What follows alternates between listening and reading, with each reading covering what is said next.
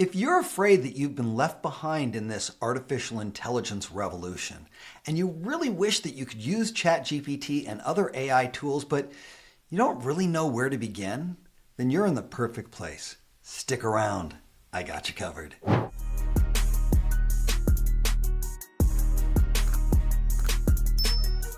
I'm Dylan Stewart, the MacWhisperer.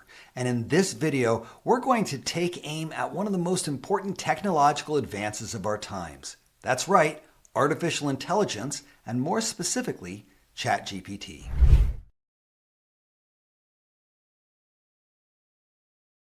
In this video, I'm going to give you everything that you need to know to get started using ChatGPT, from how to sign in and download the app to how to utilize prompts and conversations effectively. Make sure to stick around for my MacWhisperer power tip because this tool is so valuable that it will up-level everything that you do with ChatGPT.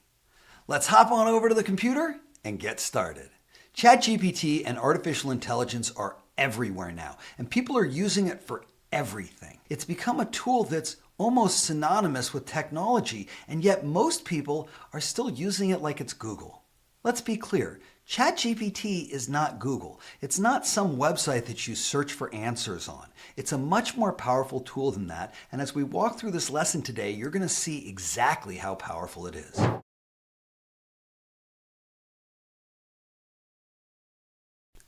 The first thing that we need to do is sign you up with ChatGPT for your own account. And to do that, we're going to come to our browser and we're going to go to the website chatgpt.com. If you're new, you should click where it says sign up for free. Put in your email address and select a password and you'll be all set up. If you've already got an account, you should be logging in.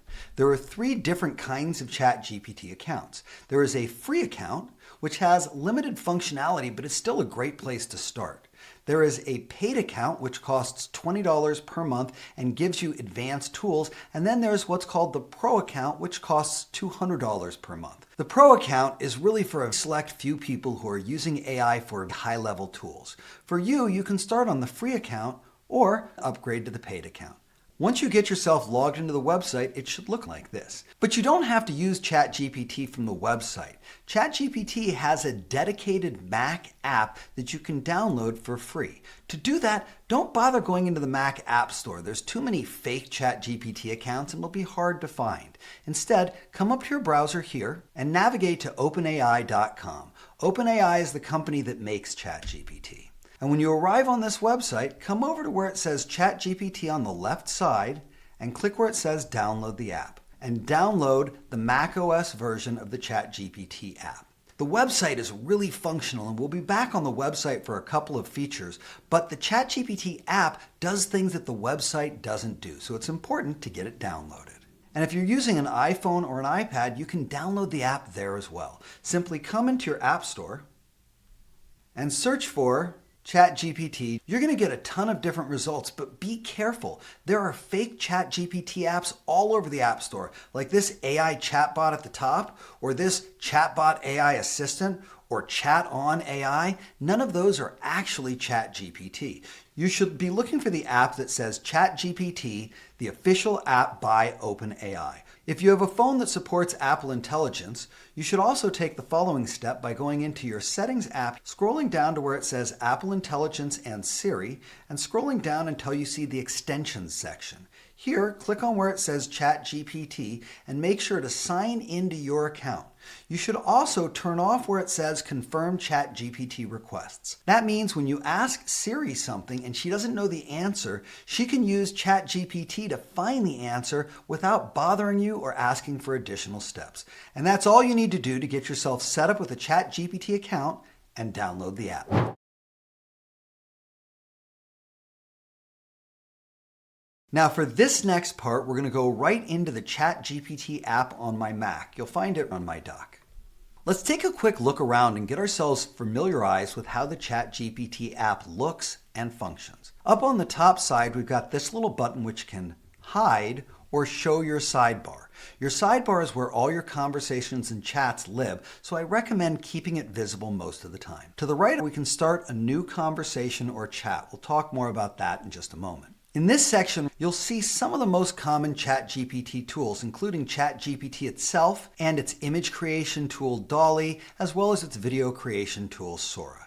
You may also see something called GPTs and any GPTs that you've already utilized. And right below that, we'll find our projects section. We'll talk more about projects in just a moment, but projects are an easy way to organize and collect specific chats that are on the same topic. Coming down just a little bit further, we've got the most important part of ChatGPT, conversations or chats. Every time you start a conversation with GPT, you end up with one of these chat conversations that you can utilize again and again and again. Chats are important because sometimes you want to set a chat up and reuse it time after time, but other times you may need to create individual chats for different purposes. Think of a conversation like a discussion or chat with a specific expert. This is a chat with a YouTube tracking tool that I've created. But if I come down here, here is an email management expert teaching me and others how to manage their email more efficiently.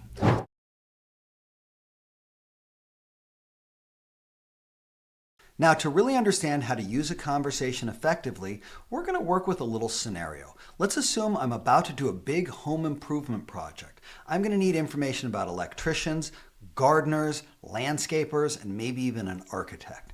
To start with, let's begin a brand new conversation by coming up here and clicking the new chat button. Here we get to do what's called a prompt. We'll talk more about a prompt in a moment, but anytime you're talking to ChatGPT or really any AI tool and you're telling them to do something, they call that a prompt. And there's a way to write a good prompt versus a bad prompt, which we'll talk about in a moment. Remember, ChatGPT is not Google, but many people use it like it is. So as we get started on this project and I need to find an electrician, most people will come into a new conversation and say, find the best electrician near me. It gives us some top-rated electricians near me. It gives me a map of where they're located and some other information. But you know what it didn't do? It didn't give me phone numbers. It didn't give me email addresses. It didn't give me specifics. This is because it's not Google. You're doing a Google search instead of giving it more specifics. We'll learn how to write a better prompt in just a few moments. But in the interim, when you're working with a conversation, if you don't get what you want, ask again. Something like this. Now this prompt is a little bit more specific. It's asking for 5 recommendations, emails, and phone numbers. Let's see how it does. All right, now we're talking. Here's some specific information, and it's going to make it easy for me to connect with these people. That's a little bit of a better way to use GPT. But now let's assume that I'm done with the electricians, and I now need to find out about gardeners and landscapers. Many people will come into the conversation that they're already in, and they'll just start a new prompt, something like this. And we'll go ahead and process that. It's not a terrible thing to do, but it's not taking advantage of what chats are good for. It gave us information, but once again, it didn't give us phone numbers or email addresses or websites. And on top of all of that, we're now mixing 2 different conversations. Remember, each conversation is like talking specifically to an expert. If I'm talking to an electrician and I start asking him about gardening tools, he's not going to know the right information. So rather than polluting my electrician's conversation, I should have started a new chat specifically for the gardeners. Let's do it with a better prompt, telling it not only do I want them in my area, but I also want them to be no less than 20 miles away from me, and I want to include phone numbers, email addresses, websites, and references. Remember, when you're creating a prompt, the more information you put in, the better the results are that you get on the other side. Let's see how we do here. It's a much better result than where we started. But now let's kick this up a notch, because when you're talking about a gardener, you may need additional information.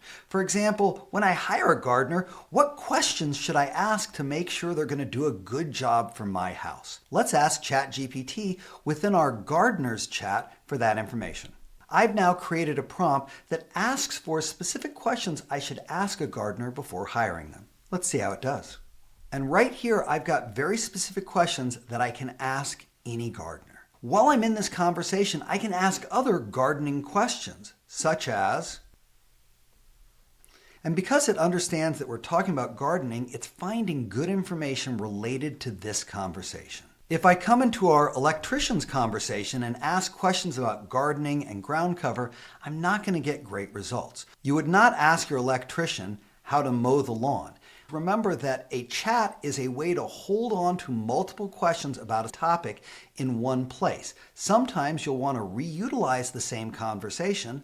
Other times you'll need to start a new conversation. Which brings us to the next piece of our lesson. Here's where we want to start to talk about projects.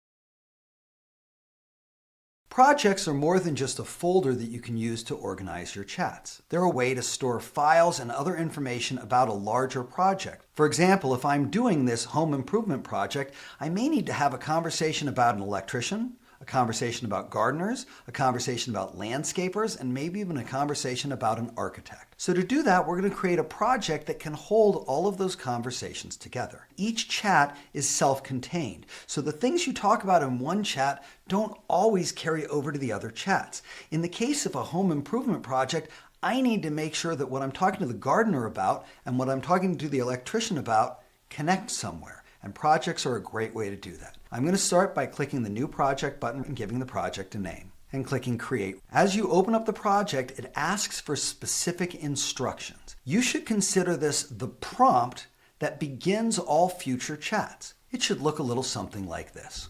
Here I've created a basic prompt that gives this project the understanding that we're going to be hiring multiple people, and it's part of the project's responsibility to keep track of that, letting it know that there's going to be tasks that we're going to need to follow up on, and letting it know that it has permission to communicate across the separate chats that we create within this project.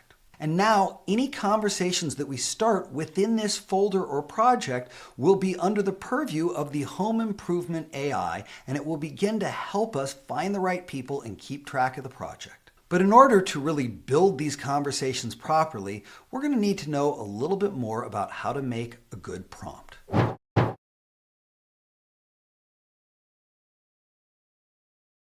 Anytime you ask ChatGPT or any AI agent to do anything, it's called a prompt. And prompts can be good or lazy and problematic. You don't want to create bad prompts because they create bad results that you then need to fix.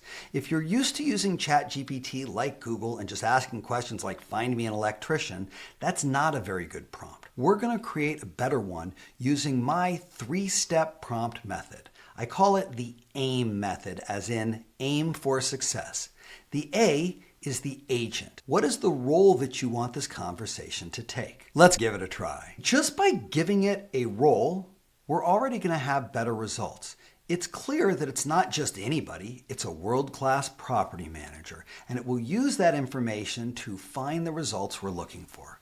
Which brings us to step 2 of creating a proper prompt. That's the I of AIM, or the intent.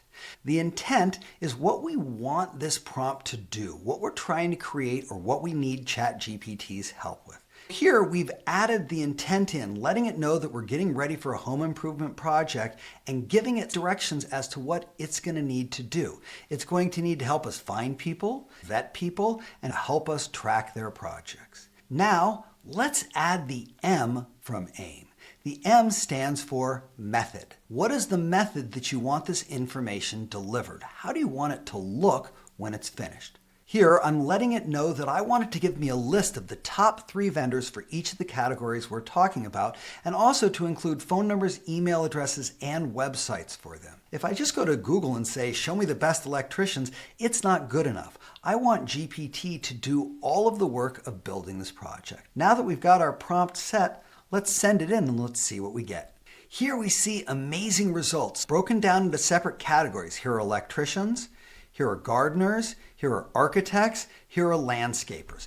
I'm now ready to dive into this project without having to do 23 more searches or correct my prompt. You see, the goal is to aim for success right from the beginning. That way, when you create the prompt with the right agent, the right intent, and the right method, you get the answers that you're looking for without having to argue with a machine, which is always a little bit frustrating.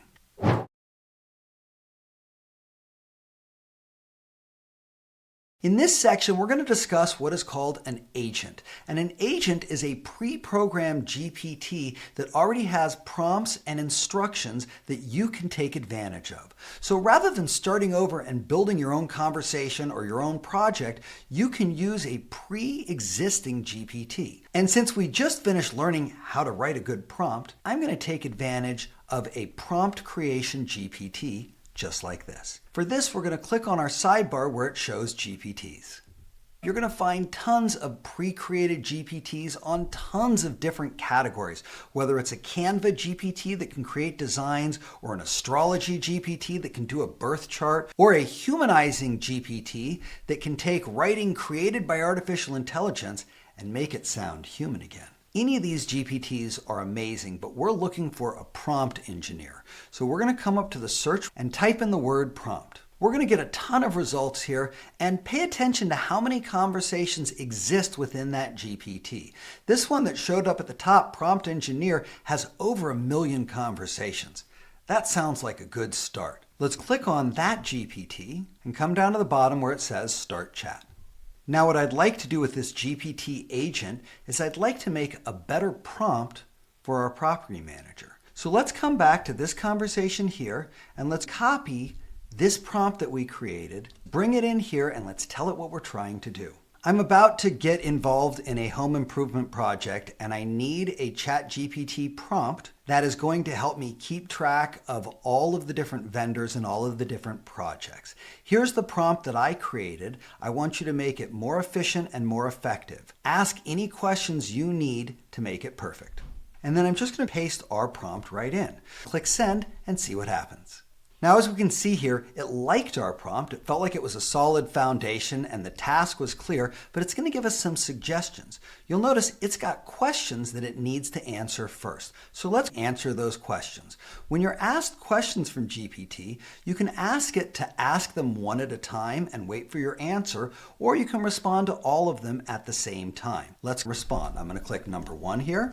Do you want GPT to help track tasks and status for each vendor over time? Yes. Number 2, would you like to define your project phases or types of work? Not now. And for 3, are you expecting real-time contact info web searches, or are you planning to feed in vendor details manually? I want real-time web searches. So I've now answered all of this GPT's questions. Let's send it back and it will give us the perfect prompt for what we're trying to do. Here we go. You are a world-class property manager with expertise in overseeing multi-vendor home improvement projects. Your responsibilities: find and vet the top 3 vendors, present the results in a clean table format for each vendor, etc. It's created a much better prompt than we did. Let's click the copy button and let's come back and change the prompt with that information. As soon as we feed it in, this conversation is updated with that new prompt and it's going to be even more effective than before. So as you can see, there are tons and tons of pre-created ChatGPT agents that can help you get a specific job done, whether that job is creating a better prompt or tracking your home improvement projects. Coming into the GPT section will reveal a goldmine of tools helping you with everything from drawing images to writing projects, to productivity, programming, lifestyle, and more. So how are we doing? We've learned a ton so far today. We've learned how to log in and create a GPT account. We've learned about the importance of conversations and why sometimes you want to reutilize them and sometimes you need to create a new conversation. We've talked about creating projects that can hold multiple conversations together, and we've even talked about the basics of prompting, as well as understanding how to use GPT agents. But there's just one more thing that we need to talk about. In just a moment, I'm going to reveal my MacWhisperer Power Tip, which is a tool so helpful that it's going to change everything you do moving forward. But before I do, if you've already gotten great value and learned a ton from this video, go ahead and give it a thumbs up. That makes it so much easier for other people to find it. And if you've got a question, a comment, a prompt you'd like to share, drop it down in the comments section. I love my YouTube community and I love to connect with you guys. And if you haven't subscribed to my channel yet, we can ask GPT to do it, but it's pretty simple. You're just going to click that subscribe button and that notify bell so you're always alerted whenever I drop new content. And with that being said, it's time for the Power Tip. We've learned so many cool tricks in this session that you're probably wondering to yourself, what does Dylan have up his sleeve that can one-up everything we've already learned? And the answer is creating your own custom GPT agent.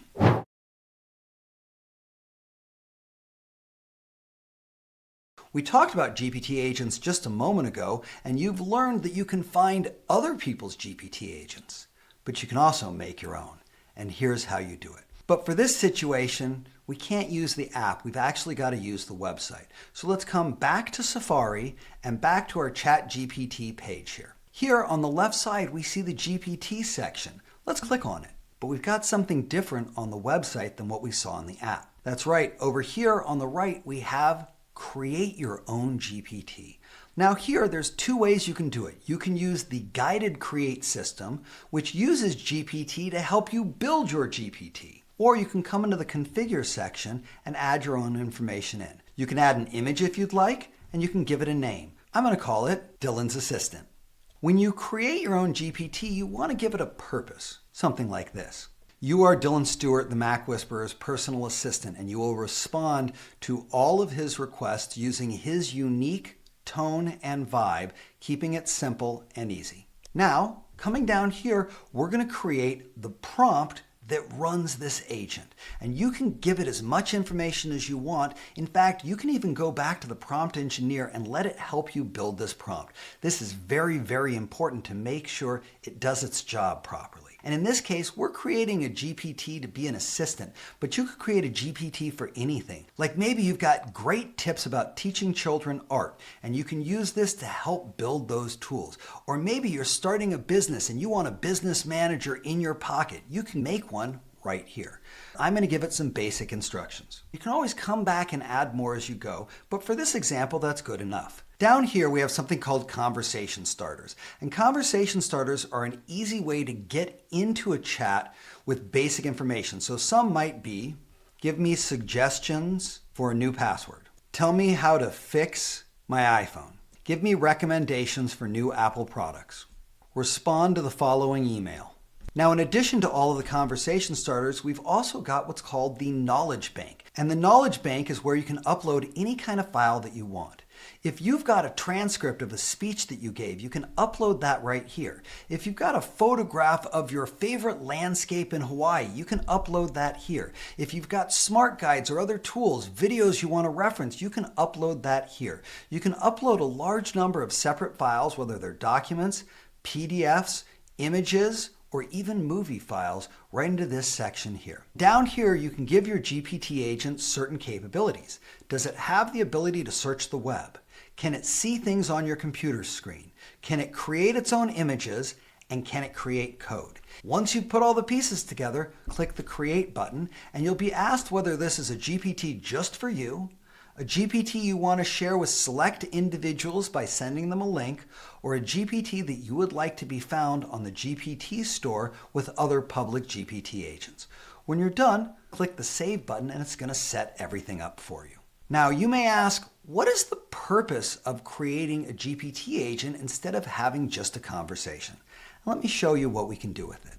For this, I'm going to come back to the app itself, and we're going to go into my pre-created MacWhisperer Assistant GPT and ask it to solve a technical problem. And I can click Send, and it will create an answer to this prompt based on the knowledge that I've added into this GPT agent, including a tone that sounds very much like it came from me, as well as information about how I personally solve problems just like this. You'll see it suggests clear the other system data out. It suggests offloading unused apps. It suggests removing old iMessages with big attachments and deleting downloaded media. This is a perfect example of how to use a ChatGPT agent. And when I've created this conversation, it's going to show up along with the other conversations down here so I can come back to it in the future to ask additional questions. And now let's do one more thing using my ChatGPT agent. Let's come on into here and add an image in by clicking the plus button and choosing where it says Upload File. This picture looks perfect. Let's add that. Now I can come in here and I can ask it specifically, use this image as a basis to create an image of Dylan waving with a speech bubble that says, Thanks for watching. Don't forget to subscribe. And I can click the send button, and in just a few moments, we get an image that's perfect to use to say to all of you watching, thanks for watching. Don't forget to subscribe. That's what we've got all about the ABCs of ChatGPT. I hope you learned a lot, but remember, there's always more to learn. Check out this video over here for even more amazing tips and tricks about how to use your Apple products efficiently and effectively. I'm Dylan Stewart, the Mac Whisperer, and I'll see you in the comments.